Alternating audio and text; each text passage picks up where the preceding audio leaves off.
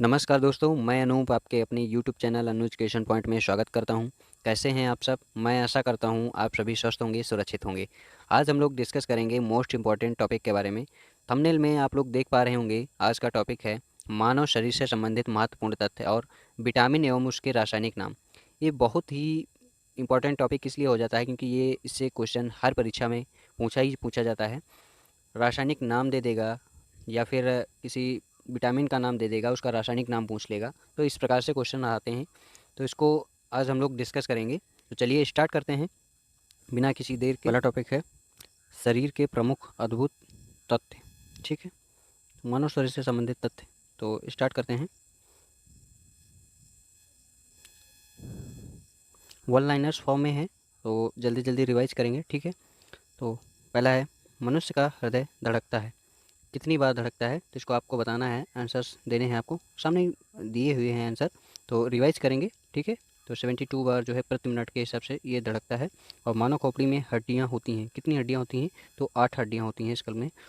और स्वस्थ मनुष्य की श्वसन दर कितनी होती है? तो 16 से 18 बार एक प्रति मिनट में जो है सांस लेता है मनुष्य।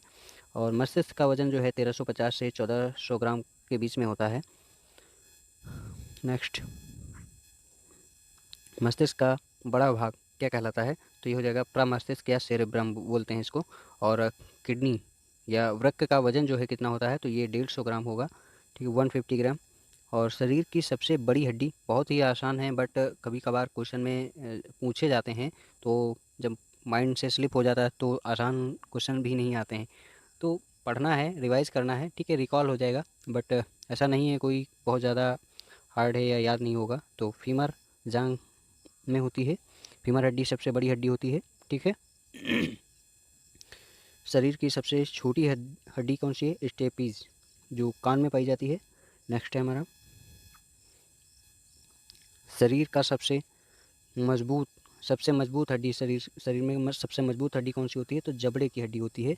और शरीर का सबसे कठोर तत्व कौन सा होता है? तो दांत के ऊपर जो ऊपरी भाग जो होता है, दांत के ऊपर का एनामल, जो दंत वल्क के नाम से भी जाना जाता है। ठीक है, तो इसे ये सबसे कठोर तत्व होता है। ठीक है, सामान्य मनुष्य का रक्तचाप, ब्लड प्रेशर कितना होता है? तो ये हो जाएगा 120/80। ठीक है, 120/80। ठीक है, ये सामान्य रक्तचाप होता है एक स्वस्थ मनुष्य में, सामान्य मनुष्य में। ठीक है, और अगर जो इससे ऊपर रहेगा तो हाई ब्लड प्रेशर, या इसे नीचे रहेगा तो फिर लो ब्लड प्रेशर कहलाता है। ठीक है, मानव शरीर में जल की मात्रा कितनी होती है?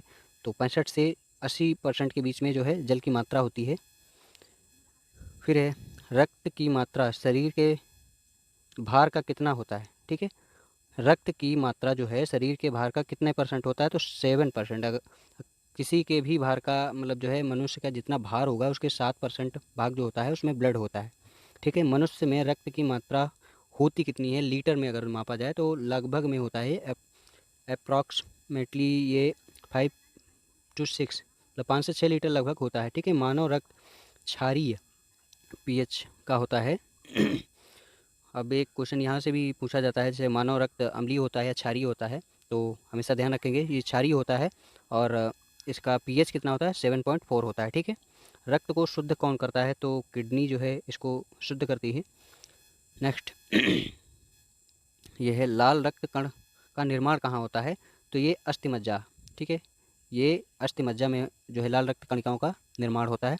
लाल रक्त कण का जीवन काल कितना होता है? तो 20 से 120 दिन तक का होता है। और श्वेत रक्त कण का जीवन काल कितना होता है? तो 2 से 4 दिन का होता है। श्वेत रक्त कण को कहा जाता है, क्या कहा जाता है? ल्यूकोसाइट्स भी कहते हैं। ठीक है, और सभी को पता है कि श्वेत रक्त कण जो होते हैं ये हमारे शरीर में प्रतिरक्षी तंत्र तैयार करते हैं, जो कि हमारे शरीर में इम्यून सिस्टम का कार्य देखते हैं। और रोग प्रतिरोधक क्षमता जिसे बोलते हैं उसको ये लोग मजबूत बनाते हैं। ठीक है, नेक्स्ट, लाल रक्त कण को कहा जाता है तो इसे एरिथ्रोसाइट कहते हैं। और रक्त का ताप नियंत्रक कौन होता है? तो ये हाइपोथैलेमस ग्रंथि होती है। तो ये जो है शरीर का तापमान नियंत्रित करती है। और सर्वदाता रक्त समूह कौन सा होता है? Universal donor. तो ब्लड ग्रुप ओ जो होता है ये सर्वदाता कहलाता है। और सर्वग्राही रक्त समूह जो है यूनिवर्सल रिसेप्टर, तो ये ए बी ग्रुप होता है। ये जो है सर्वग्राही होता है, ठीक है।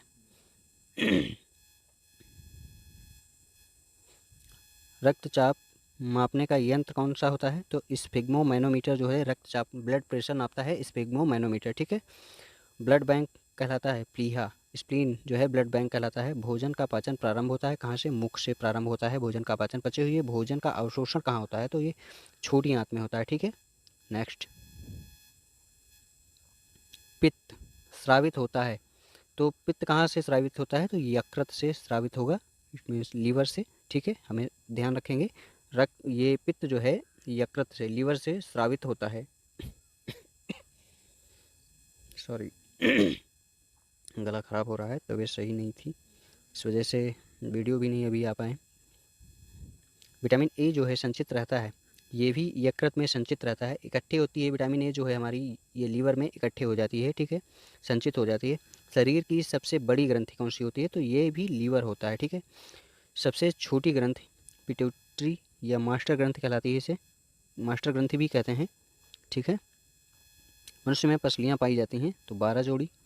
और शरीर में हड्डियों की कुल संख्या कितनी होती है? सभी जानते हैं 206।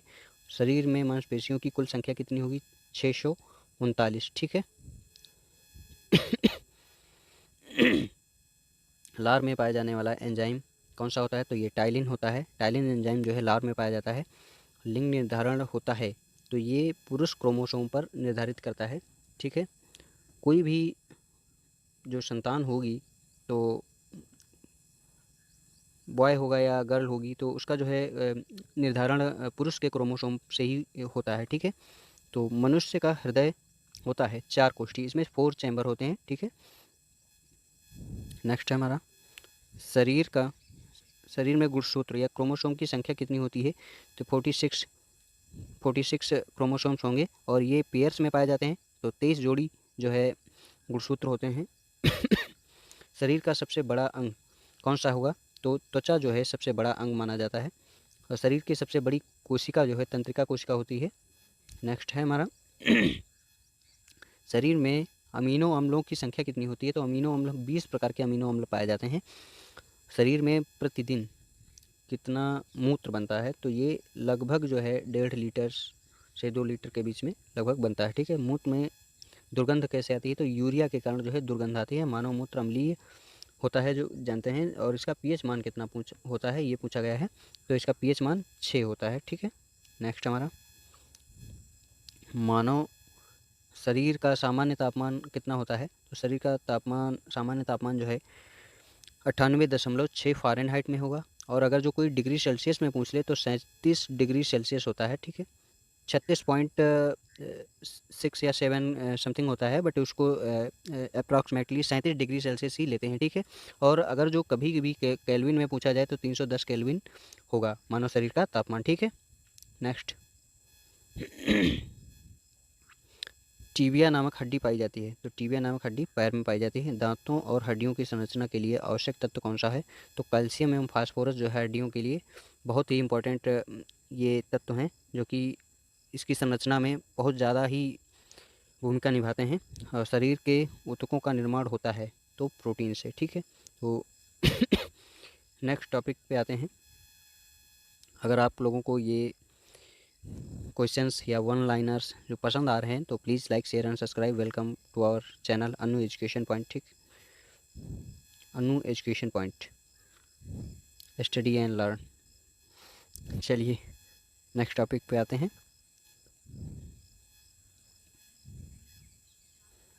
विटामिन एवं उनके रासायनिक नाम, ठीक है। तो इसमें जो है हम लोग मेनली डिस्कस करेंगे, जैसे कि विटामिन हुआ तो उसका रासायनिक नाम क्या है, और उससे कमी से रोग कौन सा होता है, और ये कहाँ से प्राप्त होता है, इसका स्रोत। तो 3 चीज़ें हर विटामिन के बारे में जानकारी लेंगे।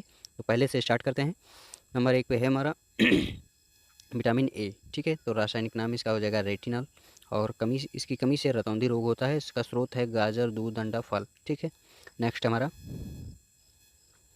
विटामिन B1, तो रासायनिक नाम हो जाएगा थायमिन। कमी से रोग बेरी होता है और स्रोत है इसका मूंगफली, आलू और सब्जियां, ठीक है। नेक्स्ट है हमारा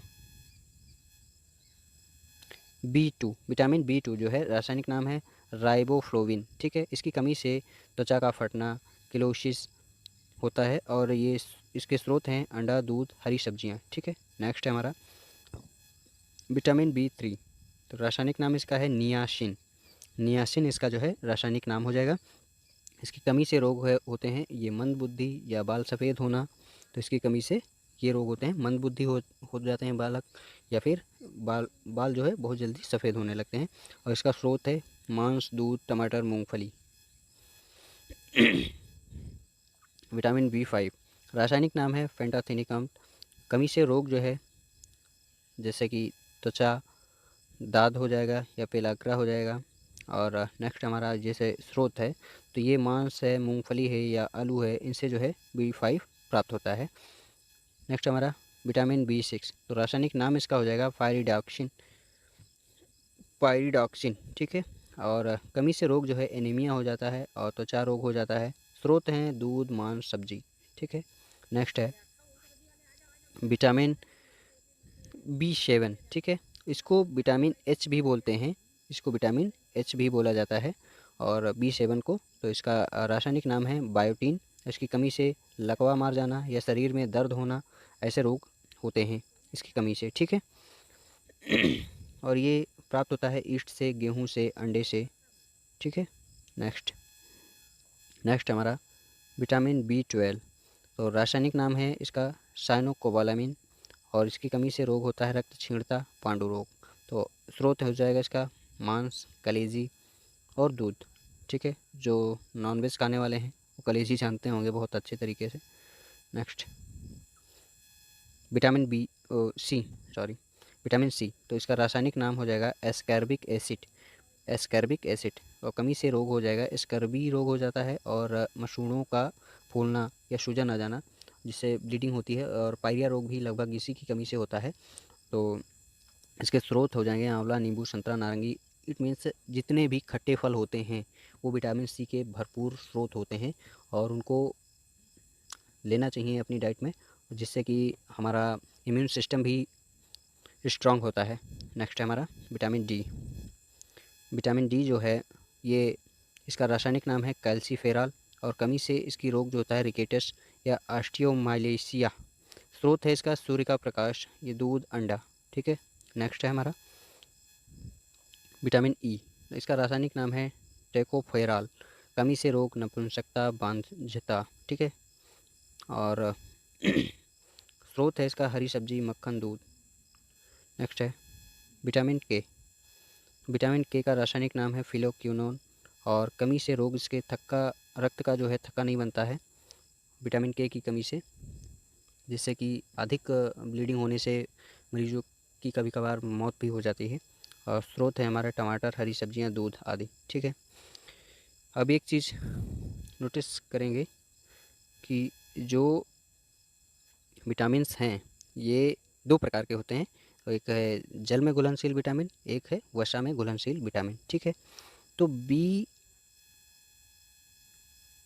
और सी जो है ये हमेशा जल में घुलनशील विटामिन होंगे। ठीक है, ये जल में घुल सकते हैं। ठीक है, और ए, डी और ई और के, ये जो विटामिन्स बचते हैं ये जल में घुलते नहीं हैं, ये सिर्फ और सिर्फ वसा में घुलते हैं। ठीक है, तो ये वसा में घुलनशील विटामिन है ADE के। तो इसको एक शब्द बनता है एडिक, एडिक से याद रखेंगे। और बी और सी जो है जल में घुलनशील विटामिन है। तो चलिए आज का टॉपिक समाप्त हुआ। Thank you for watching. और आज का ये टॉपिक कंप्लीट हुआ। मिलते हैं अगली वीडियो में नेक्स्ट टॉपिक के साथ। तब तक के लिए खुश रहिए, मुस्कुराते रहिए और अपने लक्ष्य की ओर बढ़ते रहिए, मेहनत से पढ़ते रहिए। अगर आपको वीडियो कंटेंट अच्छा लगा हो तो please like, share and subscribe our channel. Thank you for watching. Bye bye, take care.